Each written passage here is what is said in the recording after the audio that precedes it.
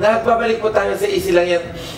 Ang sarap-sarap naman ng nilalanghap ko. Nako, kung gusto niyo pong malaman kung ano itong aking nilalanghap at napakasarap sa pakiramdam. At tawag po dito ay humidifier. At para po paliwanagan tayo kung ano ang nagagawa sa katawan natin ng humidifier, tinatawagan ko po si Jess Alcantara. Siya po ang Executive Assistant ng Grammarland Incorporated. Para po ipaliwanag sa atin kung ano ba itong humidifier na ito. Jess, good afternoon sa iyo. Good afternoon po. Ano itong humidifier? Ano nagagawa ng humidifier sa katawan natin? Actually pong humidifier po ay ginagamit po natin to sa ating bahay, sa ating kwarto, at pwede rin natin gamit kung saan gusto natin pumasyal na lugar.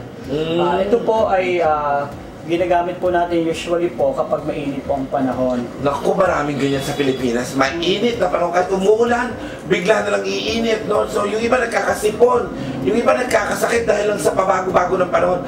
Ang humidifier, ano nagagawa nito? Napapalamig?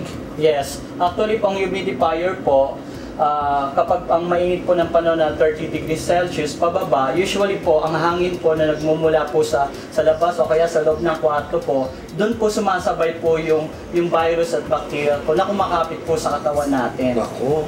Kaya kadalasan sa mga bata ay nagkakasakit po. Ultimo tayong mga matatanda ay nagkakasakit po dahil nga po sa pangit na klima ng loob ng ating kwarto. Isa sa mga sakit na yan, yung sipon, yung mga airborne na mga diseases, kasi po yung nalalanghap natin, hindi maganda. So ang humidifier, nagpapagaan ng hangin, nagpapaganda ng hangin, minu-moisturize niya yung buong kwarto para magkaroon tayo ng magandang pakiramdam. Dahil kapag, di ba, usually pag mainit po, pumuputok yung labi natin, nagkakasakit, o tinatrangkaso mga bata, ito po ay nakakatulong para bawasan po yung alinsangan na tinatawag sa ating kapaligiran. Ika nga nila sa Tagalog, pampapresko. Tama po. Yun ang nagagawa ng humidifier. Kung mapapansin niyo po, ang humidifier ay isang machine na nakasaksak ito, no? Nakasaksak sa kuryente, tapos may tubig sa loob. Meron po. Tapos yung tubig na yun ang pinapabula nito. Opo, para magkaroon po ng magandang moisture o ng temperatura ang ating kapaligiran. Kagaya po nito yung ginagawang ini-evaporate niya yung usok, ano.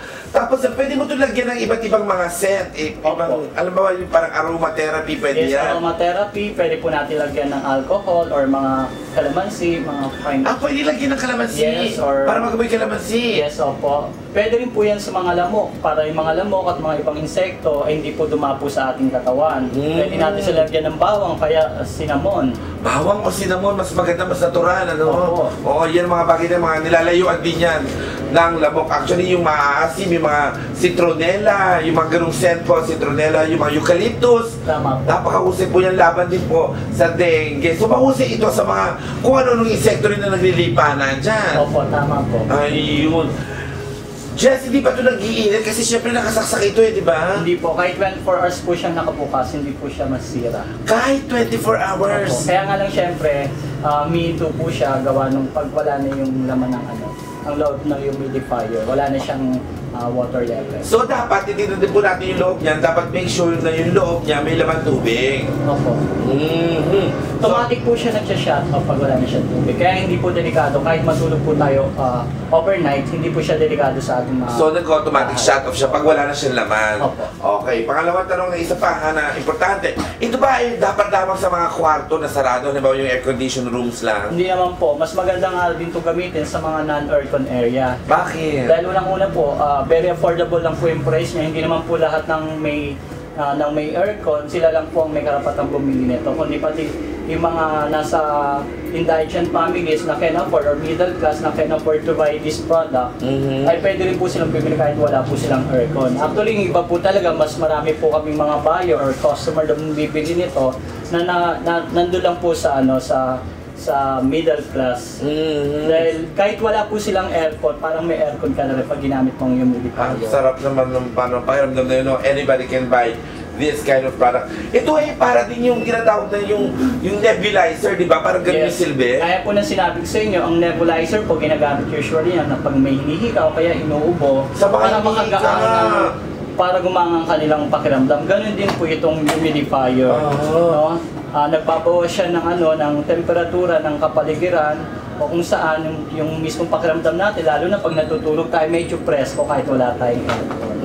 So doon po sa mga hinihika, sa mga naghihirapan po sa problema ng hika na ito, napakaganda po na meron kayong humidifier para po na neutralize niya yung inyong pakiramdam at pag-skip ng inyong mga dibdib. Saan natin pwedeng malaman kung paano kayo makukontak sa mga produkto kagaya ng humidifier na ito? Kami po ay naka-online na po sa www.sulit.com at meron din po kami sa www.ebay.com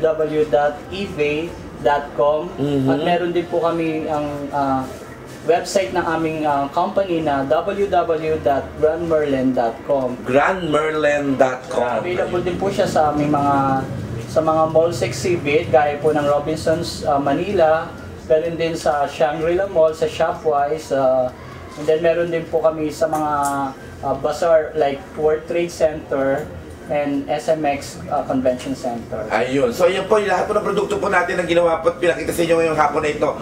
Yung ating pong paint sprayer, yung ating magic bullet na napakadaming gamit sa kusina, at ito pong humidifier para po sa ating mga anak-anak. Lahat pong yan ay ano po ng Grand Merlin Incorporated o Grand Merlin Marketing Incorporated. Maraming salamat, Jess Alcantara, Executive Assistant. Maraming salamat sa iyo at marami kayong matutulungan sa mga produkto ninyo. Ha? Thank you rin kay Miss Mercy.